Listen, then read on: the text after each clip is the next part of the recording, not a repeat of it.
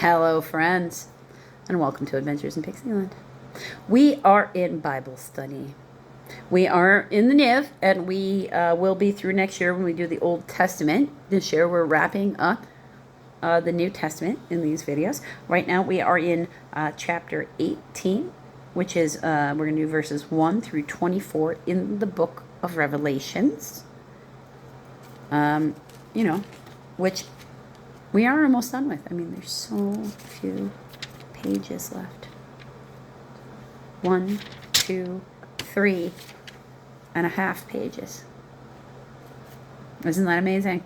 So, we are almost to the goal of reading all videos for every chapter of the New Testament. And it is beautiful. So, let's jump in. The fall of Babylon. Revelations chapter 18, verse 1.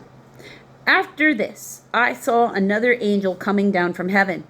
He had a great authority, and the earth was illuminated by his splendor. With a mighty voice he shouted, "Fallen, fallen is Babylon the Great. She has come home for demons. She has become a home for demons and a haunt for every evil or unclean spirit, a haunt for every unclean and detestable bird." It's interesting. I don't know if they were eating the wrong kinds of birds. Mostly speaking, we are not supposed to.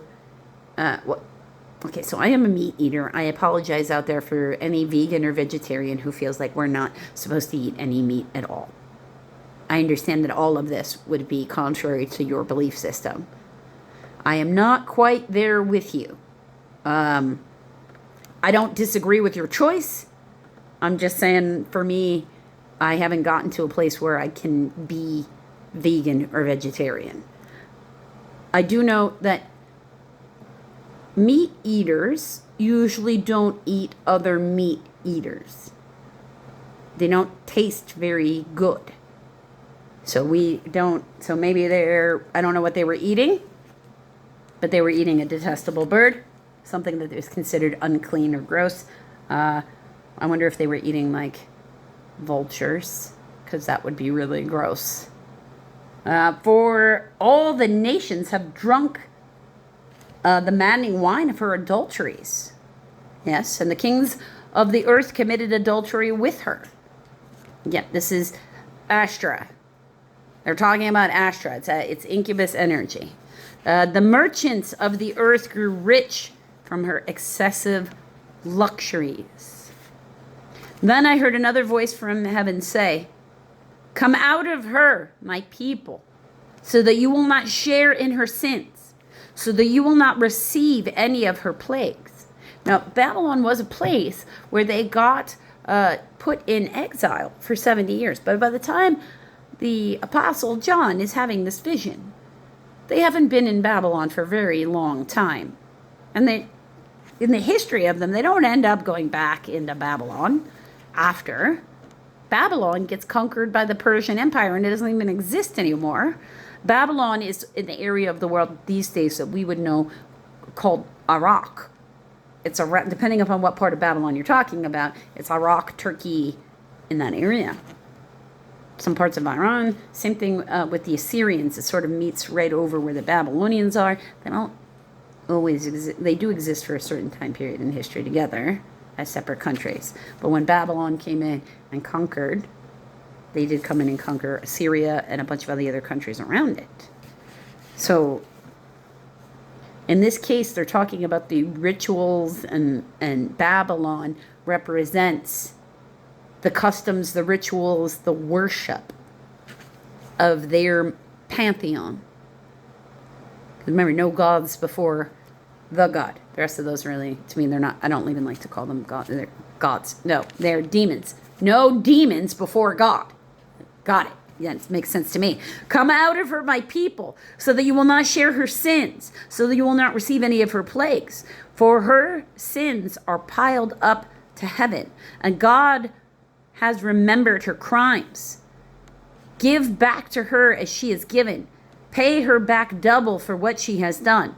Mix her double portion from her own cup. Give her as much torture and grief as glory and luxury she gave herself. In her heart she boasts, I sit as queen. I am not a widow, and I will never mourn. Therefore, in one day her plagues will overtake her, death, mourning, and famine. She will be consumed by fire, for mighty is the Lord who judges her. When the kings of the earth who committed adultery with her and share her luxury see the smoke of her burning, they will weep and mourn over her, terrified at her torment. They will stand far off and cry, Woe! Woe, O great city, O Babylon, city of power! In 1 hour your doom is come. The merchants of the earth will weep and mourn over her, because no one buys their cargoes anymore. Cargoes of gold, silver, and precious stones and pearls, fine linen, purple, just purple by itself, all things purple, silk and scarlet cloth, every sort of citron wood, and the articles of every kind made of ivory, costly wood, bronze, or iron, and marble, cargoes of cinnamon and spice, or of incense, myrrh and frankincense, of wine and olive oil, of fine flour and wheat, cattle and sheep, horse and carriage, and the bodies and souls of men.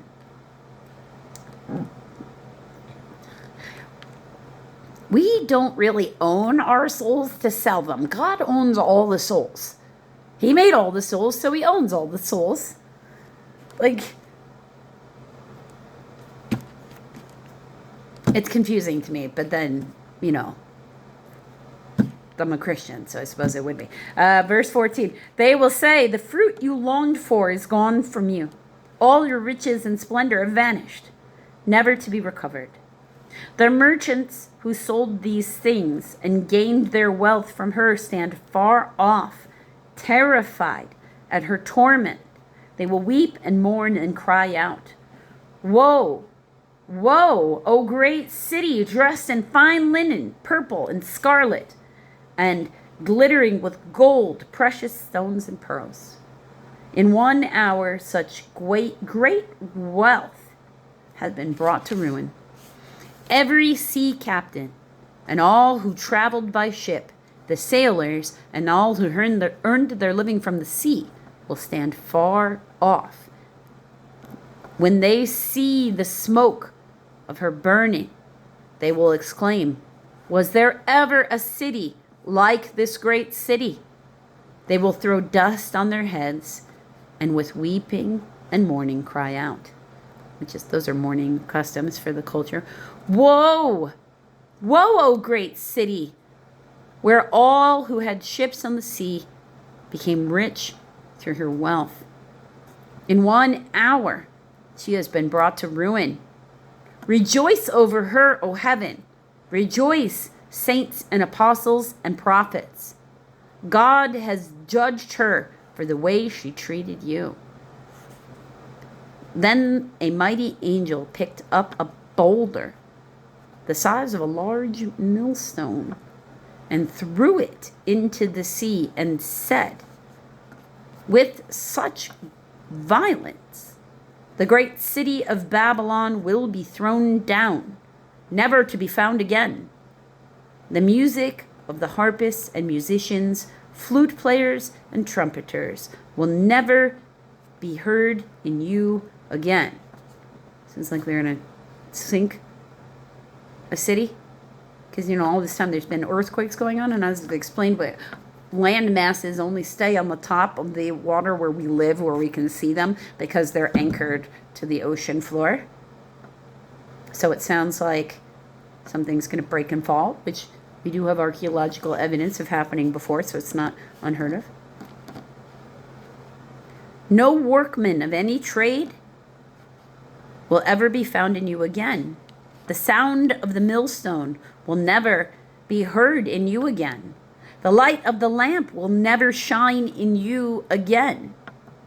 The voice of the bridegroom and the bride.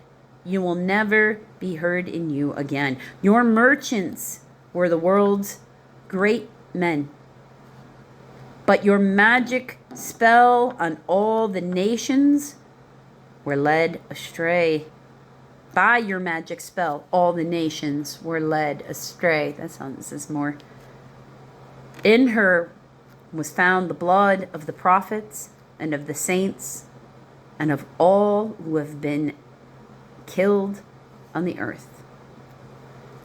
Yeah, I mean, there is, truthfully speaking, there is very few people in this world who command the kind of power necessary to cause mass bloodshed, and those things do usually occur via war. So, unfortunately, Babylon, since Babylon was already gone by this time in history that he even had this vision, could be any number of places. And they could be talking about any city, anywhere in the world. Very inappropriate things go on. Like in America here, sure, what happens in Vegas stays in Vegas, right? But does that mean it's equal to what was going on in Babylon? No, I'm not really kind of trying to condemn the entire, state of Nevada to anything. I don't really have that power. I'm just giving you a context so that you can understand their opinions on this location. Right? So, let's just keep that in mind as we go about the world today. It sounds like we're going to know better when the end times are coming, because we're going to be living through times, hopefully not us in this time frame, but the people of the world will be living through times in which they are actively seeing continents sink to the ocean floor, which I don't recall happening anytime recently. Right? So, context is, of course, everything.